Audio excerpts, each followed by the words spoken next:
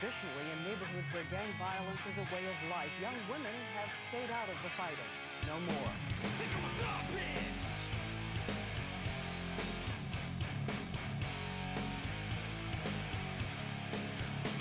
She got a pistol on her side, she always down the ride. I can guarantee the shorty is never afraid to die. Dressing on jet black with a fitted ball cap. Got at least 2 pounds of the loud in her backpack. So hot, steady working the block. Baby girl be on top, never ever gonna stop. With a fully loaded Glock, got the game on lock. If she doesn't give a fuck, she will drop a cop. In a New York minute, she is gonna go and get it. Gonna be in it to win it, she's gonna push it to the limit. Don't catch it, thug bitch in a bad mood. She a bad little bitch with a bad attitude. And everybody goes mute when she enters the room. Cause she will roam through a city like a fucking typhoon. She can bang with the best, put your ass to the test. Never caught out without a bulletproof vest. Thug bitch tatted across the chest. You fuck with little shorty, she'll lay your ass to rest. Think her a thug bitch, never taking any more shit. She's not wanted, positively electric, a lethal dosage. I gotta get another hit, so baby girl come on over, show me what you're working with. Think her a thug bitch, never taking any more shit. She's not wanted, positively electric, a lethal dosage. I gotta get another hit, so baby girl come on over, show me what you're working with. You wanna roll with a boy, you better play your part. You're fucking with the queen, matriarch of the trailer park. She got what you need, from hard drugs to edibles. Cut me at a door every day like it's a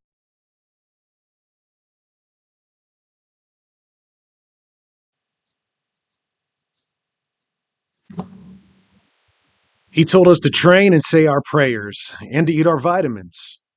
He was the face on our lunch boxes. He was the voice booming through our TV every Saturday morning. And to millions of us, he wasn't just a wrestler, he was a hero. But what happens when the hero stumbles? What do we do when the icon, the immortal, the real American, turns out just to be another man? This isn't a hit piece, and to be honest, it's not a fluff piece either. This is a conversation about Hulk Hogan, the rise, the roar, and the reckoning. About how a man became a myth and what happens when the myth fades away. I'm Jay, and this is The Row Show.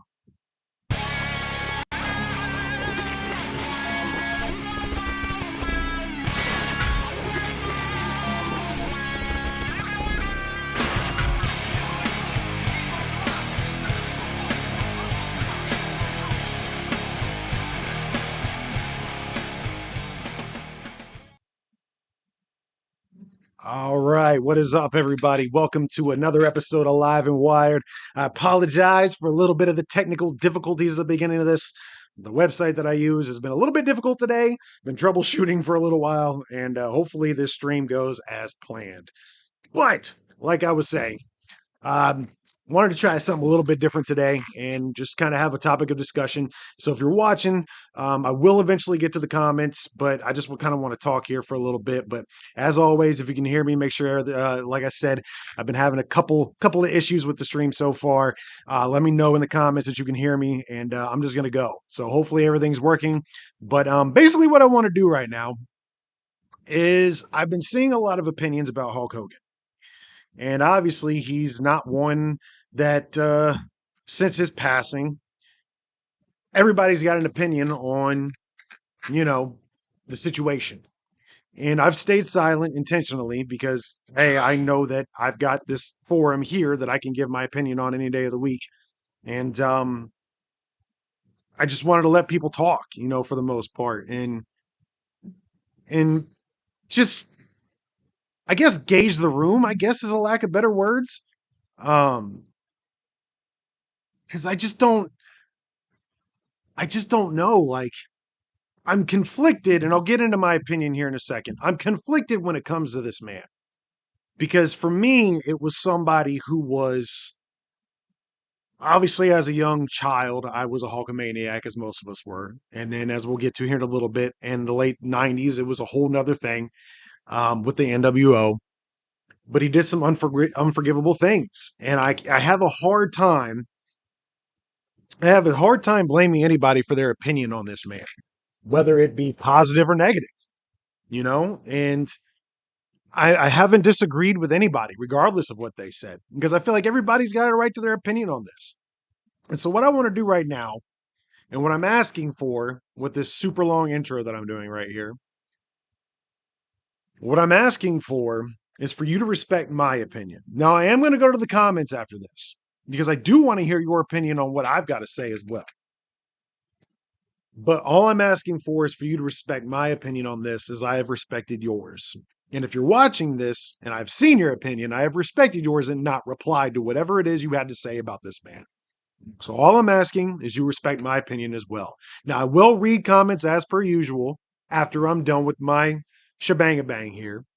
But considering the fact that I am on YouTube, which you might be watching this on YouTube, or you may be watching this live on Facebook, or you may be listening to this the next day as it's been uploaded to Amazon and Spotify and what have you.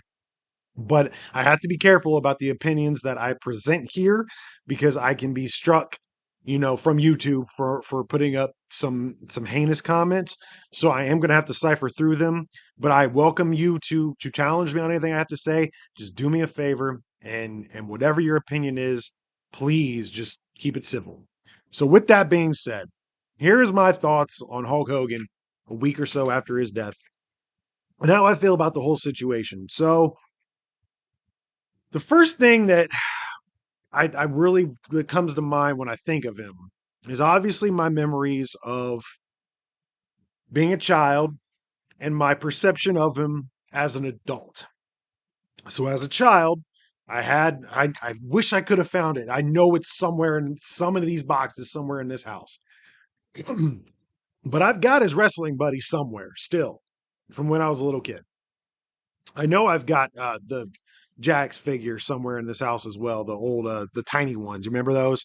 The wrestling figures that were like this big. I know I've got that as well, but I couldn't find it in time to do this stream, and I wasn't about to go through all the boxes in our garage right now trying to find this for this stream. But you'll have to take my word for it that I still have it.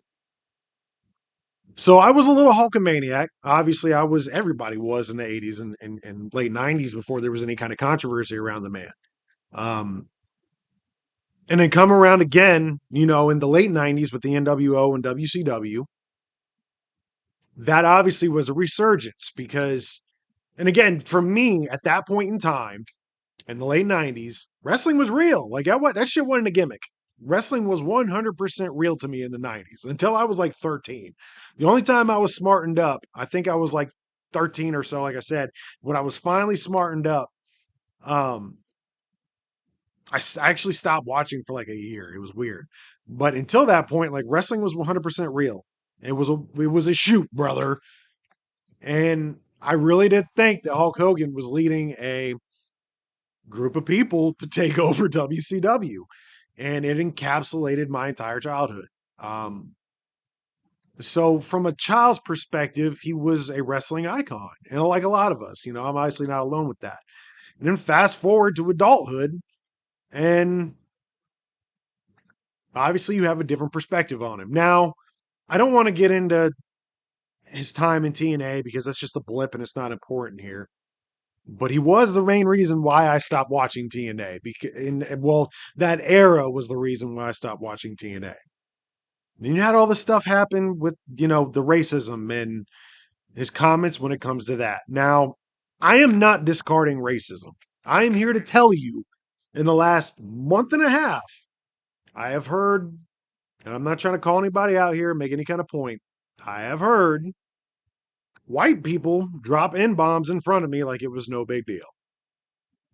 And not mean it in a playful manner. I know how can you mean it in a playful manner, right? But that's the excuse. Oh, we're just joking around. Nah, I've heard, matter of fact, my last job, I heard somebody say, because they were playing music over the loudspeaker that was rap, right in front of me, this dude walks up to the one of the managers and goes, I cannot take another minute of this N crap. You have to turn this off. Right in front of me.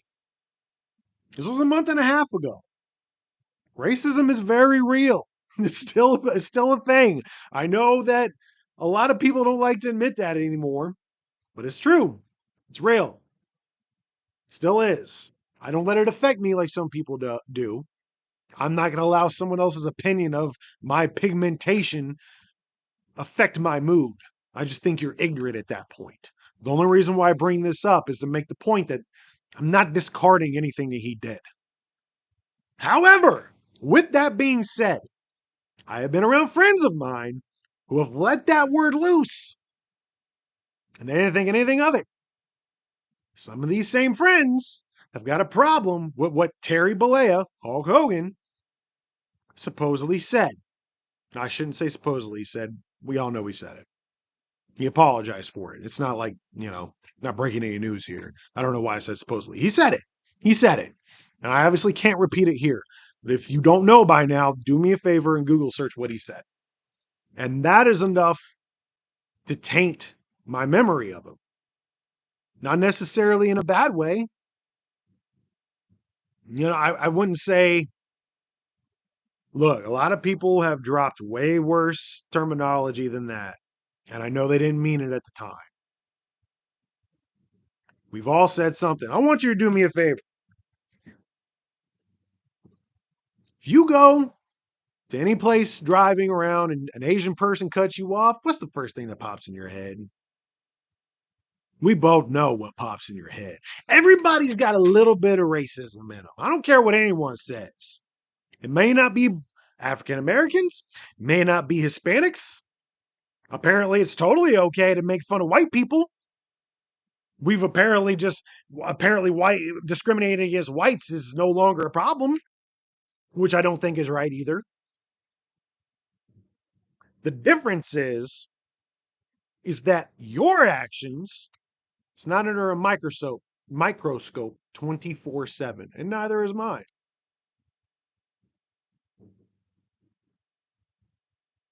And whatever you might say that might be racist isn't etched in history forever. Again, not saying it's right. I'm saying that is why we keep going back to it, because it is forever written in stone what this man did. And I don't want to say I have sympathy for that. It's not what I mean, because I don't have sympathy. It's wrong regardless of who says it. Whoever does it, doesn't matter. But if you're going to seriously sit there and say you've never said or done anything racist, regardless of what the race is, you're a fucking liar, and you know it. We've all done it. I don't care. You don't give me that shit, okay? Now, again, this is not an excuse for the man, but I'm really, really bothered by the holier-than-thou people that pretend as if somehow they're above it. You've done it, and you know it. Now, back to Terry Bollea. What he said was inappropriate and inexcusable. I don't care what the reason why. It was wrong by any means, and especially when you have a man who felt like he always needed another popular black figure next to him at all times. Mr. T, Virgil Vincent, whatever you wanted to call him in WCW, Dennis Rodman. He was surrounded himself with black individuals throughout a lot of his career. And he makes that kind of a comment. That's what bothers me about him. How can you take advantage of a man of a different color than you and then have a problem with him possibly dating your daughter? That bothers me. Now, when it comes to his importance in wrestling, because a lot of people discredit what he's done. Oh, Hogan did a lot more harm than good. Yeah, whatever. And WWE going to Saudi Arabia is a bad business move, right? It's the same fucking thing. People always say that because they pair it with the dirt sheets saying. If you're a normal person who just watches wrestling and doesn't pay attention to professional liars, what a dirt sheet is there a bunch of gossip girls that create narratives, and people that want to believe those narratives believe every single word that these guys say. And the narrative was always Hulk Hogan keeps everyone down. Hulk Hogan was no good for the business. Hulk Hogan, let me tell you something about Hulk Hogan. I want you to listen to this statistic, and this is real. This is 100% real. You can fact check me if you want. 450,000 people. We got that number? 450,000 people paid tickets to see Hulk Hogan in closed circuit television for WrestleMania 3. 400,000 people. So that means 400K went to an arena where they knew no matches were going to take place They were just going to be watching WrestleMania 3 on a big screen. Now you got to remember the time frame here we're talking about. This was long before any kind of pay-per-view was mass spread. Obviously, no internet, none of that. 450,000 people bought tickets to go to an arena and watch Hulk Hogan on a screen. That's how popular he was during that time frame. Doing all the things that all the typical internet trolls say doesn't work in wrestling. The man was a cultural icon. And we're really far removed from that. Really far removed from that. So it's hard to remember the importance of what he did at that time frame. Now, let's put that aside. The NWO sparked an era, not only in wrestling, but in society that's never been matched. Even today. Today, they're breaking more records than ever before when it comes to attendance, when it comes to live gates, when it comes to merch. All records are being broken. However, when it comes to a cultural shift, Hulk Hogan in the late 90s spearheaded that with the NWO. I still to this day remember an actual section in the local Walmart, and I'm sure you do too as well, because it was everywhere, if you were alive, that is. It was everywhere in Walmarts. There was an actual section in a Walmart carved out strictly for wrestling shirts. I ain't seen that since in anywhere. No department stores, nowhere. And Walmart, of all places, specifically carved out for wrestling merchandise. It was everywhere. And he is the man that started that.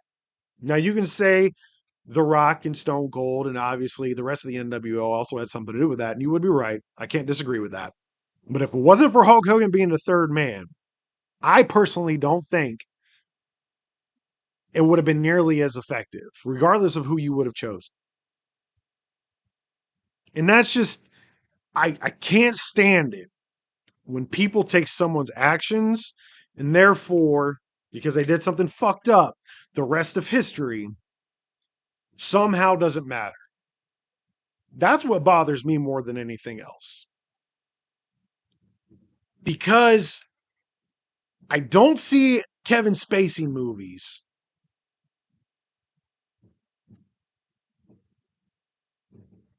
being removed off of every streaming service. Do you?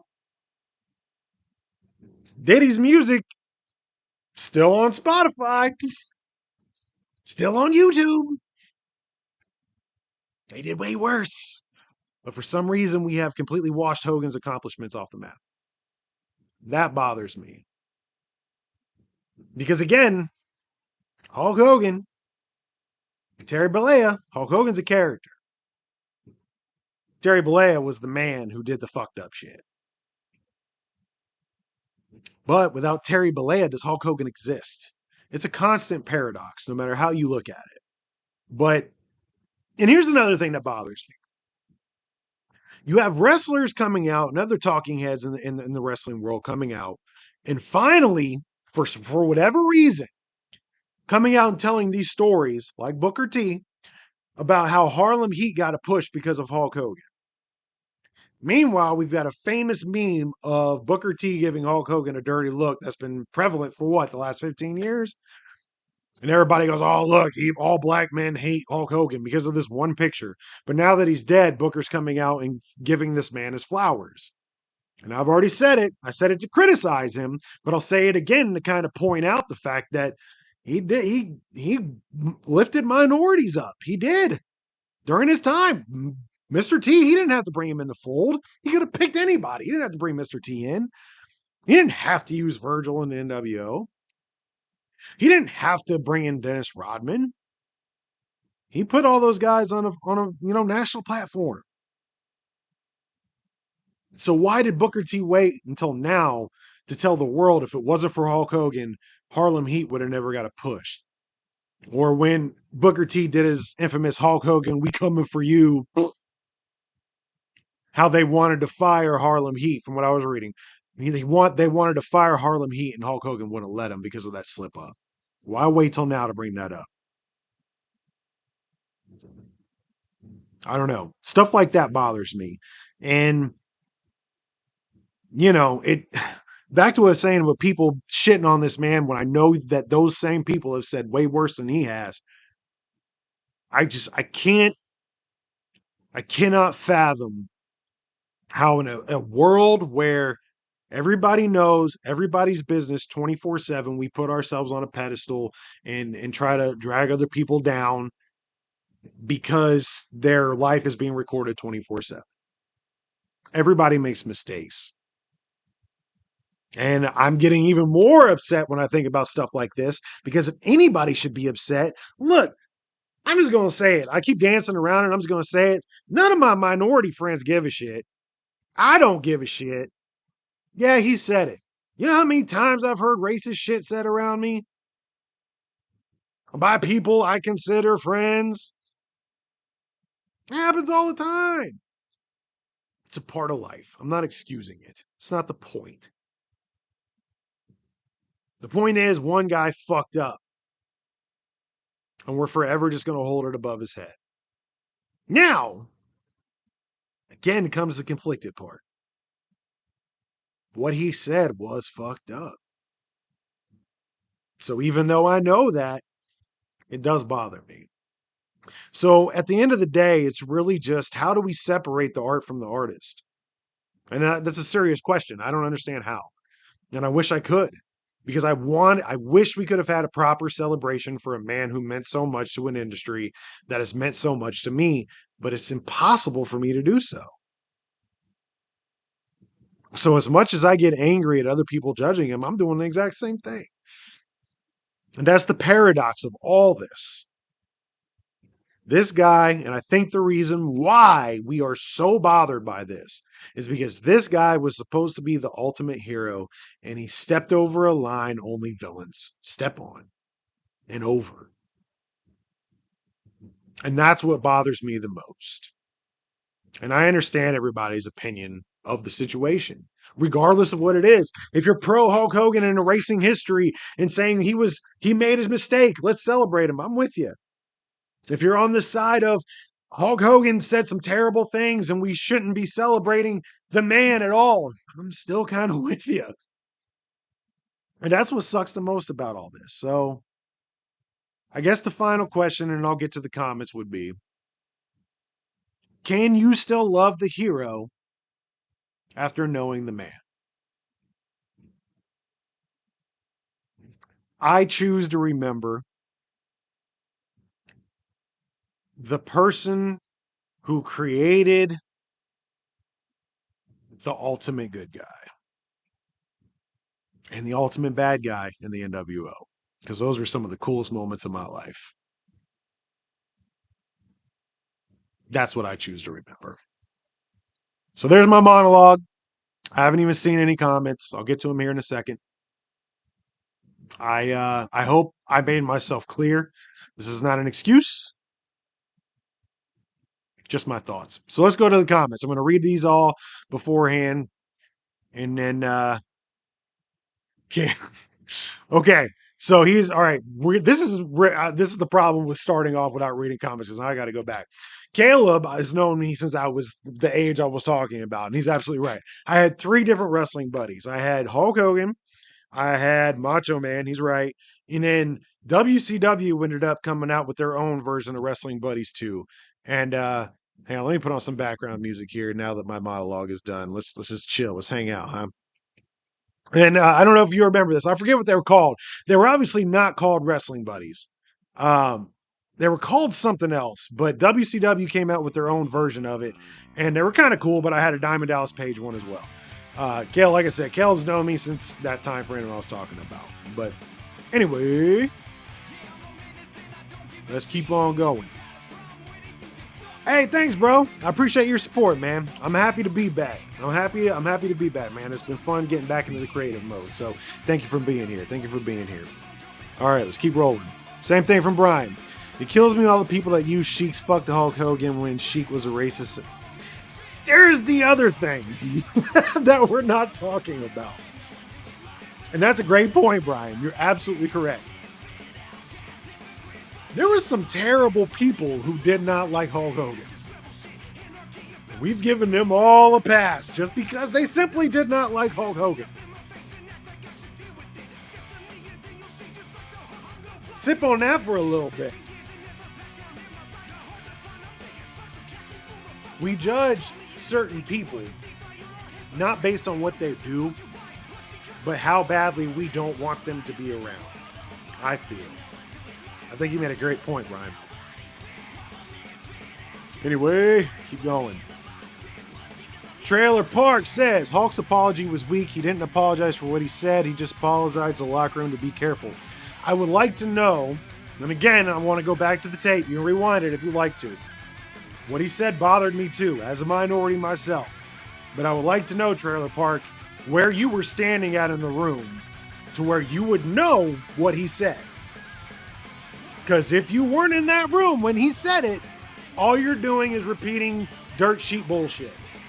And therefore, I disregard your opinion on it. Again, I hate what he said. But I don't know what his apology was like. And neither do you. That's my thoughts on that. Repeating dirt sheet BS gains you no credibility on this show. Might be other shows, not on this one. So if you weren't in that room, you don't know what the apology was. You know what Dave Meltzer was told, who is a pathological liar. You know what all the other pathological liars were told, but you weren't there.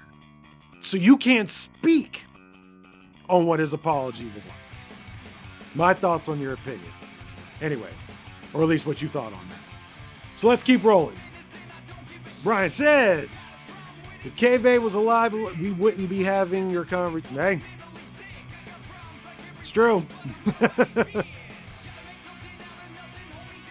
Anyway, let's keep rolling. Jason's comment's really long, but I'm going to read it. All right, here we go. Jason says, everyone has a bit of anger in them, not necessarily racism, just my opinion. If you're Christian and you're judging Hulk totally on dropping an M-bomb, that's casting stones. I can expect it if they have other issues with him as a person, but to write off his entire life in your comments made in anger, you are the one with issues. I am biased completely. Hulk Hogan is one of the biggest heroes of my childhood. He changed wrestling in a way no one else ever will, for the better. I was alive to watch it. I remember a lot of people who hate on him aren't even old enough to know, so they just don't understand what he did. That's a fair point. It's a fair point. It's a fair point. Mikey says, Nude World Order. Okay, keep rolling. My wife says, one negative can erase a lifetime of good. It's true. My wife has a point, and I can't refute it. It's absolutely true. I see, Jason, your other comment, but I'm not going to post that. Because again, I don't want to get struck on YouTube. Back to what my wife says. I'm not excusing what he did, but celebrities are always judged more harshly than regular people because, like you said, their lives are under a microscope, which is true. It's 100% true. But at the same time, and see, here's the thing. At the same time, if you know your life is constantly under a microscope, why don't you be a little bit more careful? Because shortly after all this came out, Hogan got caught. Well, didn't get caught. His then best friend recorded him sleeping with his wife. And then sold it. And then the whole world saw Hogan do his thing. So there's also a case to be made. If there's a pattern, is it really excusable? And that's a real question too. I don't know. Anyway, let's keep rolling. Brian, I can't lie, I struggle with separating the art from the artist. My favorite wrestler since I was a kid was Chris Benoit. And Chris Benoit, I'm glad you brought him up. Because I honestly don't struggle with the Benoit thing at all. Because I have to go with the facts that are presented. I will give an asterisk next to Chris Benoit. And we don't know what happened because none of us were there. There was no note left. We have no idea how that shit went down. So, with that being said, you have to go with the facts that were presented. And we're never going to know any different unless some secret dossier comes out of nowhere and it's proved to be real. The facts are Chris Benoit murdered his child and wife and then killed himself. So from that perspective, I don't struggle. A lot of people still glorify him, and I don't really. As long as we're not in a predicament where we're talking about, oh, Chris Benoit should be on the Hall of Fame, I won't let that slide typically. But if you can enjoy the art, I don't. But I can't say that I would blame anybody for it. Because again, I still find myself listening to a Diddy song here or there. If it's on the radio, I won't change it. Satisfy You has two of the worst people ever in it. Satisfy You had Diddy and R. Kelly on it. And I love that. He don't understand you like I do. No, he'll never make love to you like I do. So give it to me. That was my jam. They're both terrible people. One guy urinated on people who weren't 18. The other guy had baby oil parties with dudes. But I love that song. So I understand it from that perspective. But I'm also not going to be defending Diddy or Kelly in a public circle by any means. So that's my long-winded way of saying that, Chris Benoit to me is just, if they erased him forever, I wouldn't be sad about it. But, Anyway, let's keep going. Jason, yeah, you should be careful, but if you never lost your cool, you ain't human. That's absolutely true. I am guilty of that 100%. If you didn't know by now. Anyway, let's keep going. Isn't that how you get famous nowadays? If your career isn't taking, just make a sex tape. I guess that's fair. Really weird for that comment to come from the woman I'm married to, who is right above me right now. We're just going to skip past that. I'm not going to address that one at all. Anyway, Jason. Chris was a great entertainer. He killed his family, plain and simple. That's pretty cut and dry. Yeah. Anyway, keep going.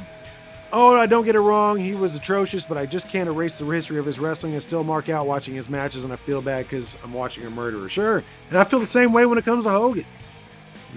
I try to watch some of his old stuff. I don't know if I doubt it's still going on at this point, but WWE put out like a stream, like a 24-hour stream of Hulk Hogan matches, and I turned it on for like 20 seconds, and I couldn't watch it anymore because it was like I can't. Just it goes back to the things that he said. I can't support that. So I totally understand what you're saying, Brian. And I'm not trying to chastise you at all for your opinion either. So please don't take it that way. But I totally get what you're saying because I appreciate the fuck out of Hulk Hogan, the character. But every time I see him, that pops in the back of my head. I don't think I've watched a single Hulk Hogan match in 15, 20 years. So I completely understand what you're saying about that. But at the same time, I respect what he did for the industry. In my opinion, professional wrestling would not be where it's at if it wasn't for him. Period. And you could say, oh, well, my favorite part about the argument against that, and I see a couple more comments building up and then I'll get to it, but people show like this image of a packed, it's like a half-ass arena. And it was before Hulk Hogan, probably in the 60s, late 70s. And the arena's packed from the rafters, and it's a smart-ass little comment. Thank God Hulk Hogan came around to save wrestling, or else it would have never drawn a dime, basically implementing that wrestling drew before Hulk Hogan. And they are correct. It did. In certain cities, it drew in Memphis, it drew in Houston, it drew in San Francisco, and I'm sure a lot of other territories, but that was the difference. It drew in territories. You could not take the AWA and go to New York. They tried. They flopped. You could not take WCCW and go to Detroit. Granted, WCCW did have a bigger reach. They were over in Iraq, I think, or somewhere over the Middle East. But at the end of the day, they could not go on a national level. So yeah, it drew in sporadic spots, but it did not draw on a national level until Hulk Hogan. Now you could say, oh, somebody else would have came around. Yeah, that's great. That's absolutely great. And it might have, but that's not how this timeline turned out, my friend. How this timeline turned out was Hulk Hogan made that happen. So I totally understand what you're saying, Brian. Absolutely. All right, let's keep rolling. What up, Robbie? Mikey, I see you still in the comments talking to yourself, so I'll just keep skipping until you get on topic. Anyway, keep going. Bootleg, what's up, Bubba? Hollywood was the best version of Hogan, in my opinion. I gotta say, I agree. I know everybody romanticizes the red and yellow, and I guess I do to a certain point too, because on this side of the screen is yellow, on this side of the screen is red. I did that obviously on purpose, but I think NWO version of Hogan was my favorite as well. I completely agree with that. Let's keep rolling. Jason Perkins said, Hulk Hogan changed wrestling and made it part of culture. Anyone with argument against that is wrong. Yeah, it's true. And yeah. And he did it twice with the NWO. You're absolutely right, Jason. He did. He did. You better not, because that's what's keeping this shit going. You keep commenting, bro. Let's keep rolling. Brian, I'm going to ruffle some feathers. Fuck Hulk. Superstar Billy Graham did it first. Hulk Hogan would have told you that himself. I'm pretty sure in the Billy Graham documentary WWE did, I'm pretty sure that Hulk admitted that. Hulk took superstar Billy Graham's gimmick and made it his own. You're right. You shouldn't ruffle any feathers at all with that comment because it was 100% real. Hogan got his gimmick from superstar Billy Graham. You're absolutely right. But here's the thing, and especially when it comes to professional wrestling, everybody borrows from everybody. So is that right or wrong? And that's a real question. I really want to know that. Like, you can argue that the smaller wrestlers all copied off of Shawn Michaels because they did. They all wrestle his style. So, I don't know. I don't really look at that as a bad thing, but you're absolutely right. They did. Hulk Hogan, 100%, stole what he did off superstar Billy Graham. That's undisputable. It just is. All right, let's keep rolling. Robbie Lang said, Hollywood was definitely the best. Completely agree with you, man. That was my favorite as well. Pete's in the house. Pete says, Hulk should have pulled his creative control card. Sorry, Jesus, this doesn't work for me, bro.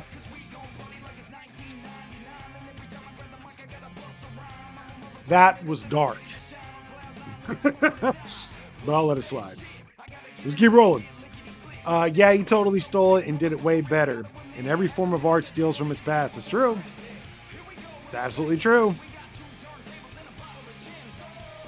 I don't know. So at the end of the day, really what it comes down to is my opinion on Hulk. He was a flawed man. And he did some terrible things.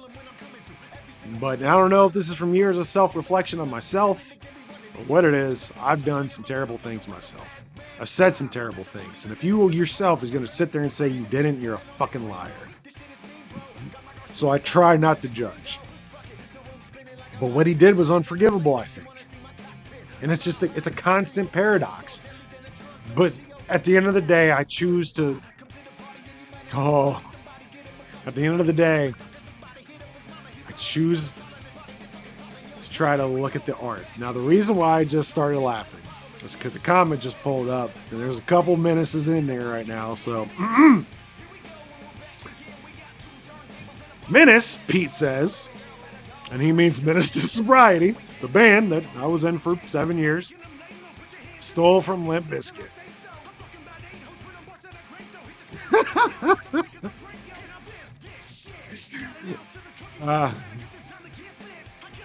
Can't disagree in some fashion. No, anyway, you can say that because he was one of the creators of Menace. But anyway, let's keep rolling. That was fucking awesome. Anyway, Hulk Hogan came at the perfect time for Vince McMahon with a cable deal. It was just lightning in a bottle. Absolutely true. And that's the dynamic between Vince McMahon and Hulk Hogan. One without the other, I don't think ever works. My opinion, but I mean, when it comes to history, it's just the truth.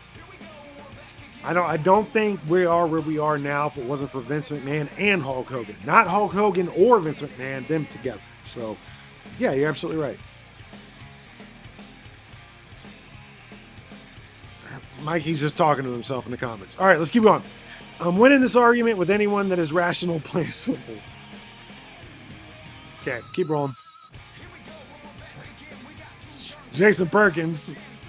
Menace's drummer says he agrees we were a bunch of suckers. Anyway, keep rolling. I don't agree with what he said, but Hulk Hogan was one of the first wrestlers I ever got introduced as a kid, says my wife. I was a fan and still a fan, doesn't mean I agree with what he said.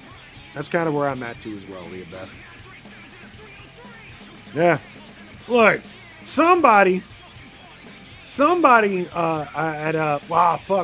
was called The Venue actually in Cincinnati. This has nothing to do with what we're talking about, but fuck it, it's alive and wired. We'll get wild. It was called The Venue in Cincinnati.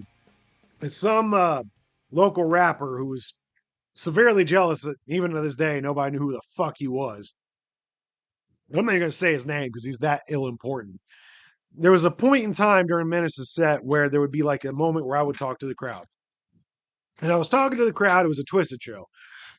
Doing my thing. And the little prick on the side of the stage goes, you sound like Limp Bizkit. I said, thank you very much. I'm going to take that as a huge compliment, man. Seriously, thank you. Hope to see you at the merch booth. The whole crowd laughed. That's not an insult to me. You tell me I sound like Limp Bizkit. You're telling me I sound like one of my favorite groups of all time. So anyway, let's keep rolling.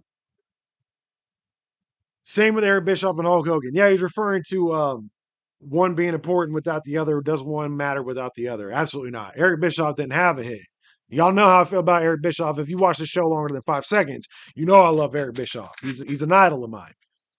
But without Hulk Hogan, that shit never happens. And so let's keep going. And here comes my mom with the most random comment of the night. All wrestlers learn how to body slam from their mothers. It's called I brought you into this world and I can take you out. Okay. Random. Let's keep going. Again, what he said was wrong. I say all kinds of dumb shit. Yeah, we all do. But anyway, I want to thank everybody for joining me tonight. I'm going to wrap this up. 45 minutes almost. Glad the stream ended up working through all the crap I had to do to get here. I had some other things planned, but it just wouldn't work. But I just wanted to give my thoughts on it. I'm going to go ahead and close the chat for me because I see people are still commenting. I just kind of want to spend a couple of minutes just laying this out. Like, it's okay not to look past what somebody has done and not forgive them and still look at things from what they did fondly. Without giving out too much information here, because this is a personal thing of mine that doesn't need to be public. But there's somebody that I was friends with for a long time that we don't talk to each other anymore. And there was a falling out, and it was never fixed, and I was just kicked to the curb, and it is what it is. I don't like that individual anymore because of how they treated me and how they made me feel when I put so much time and effort into devoting myself into that individual and their family and being a good friend to them and being loyal to them. And they just threw me away the second something didn't go their way. And I despise them as a human for what they did to me. But all the times we had together, I look on very fondly, even to this day. Everything. Everything that we did that made me smile. And I know this person, obviously, on a personal level. Everything that they did that makes me smile, that made me smile back then, still makes me smile to this day. But as an individual, they can go fuck themselves. I can look at what they did to me and be upset and still look back on the things that I experienced with this individual fondly. If I can do that with somebody who I knew on a personal level, I damn sure think I can do that with somebody I didn't know at all, other than what I saw on TV and in interviews. So I choose not to accept Terry Bollea, the man, for what he did, but I will honor his art because of what it meant for me and give some grain of salt to the mistakes that he made. Not forgive, not accept, but be okay with it. Anyway, thank y'all for joining me. Much love. Have a great evening. Thank you.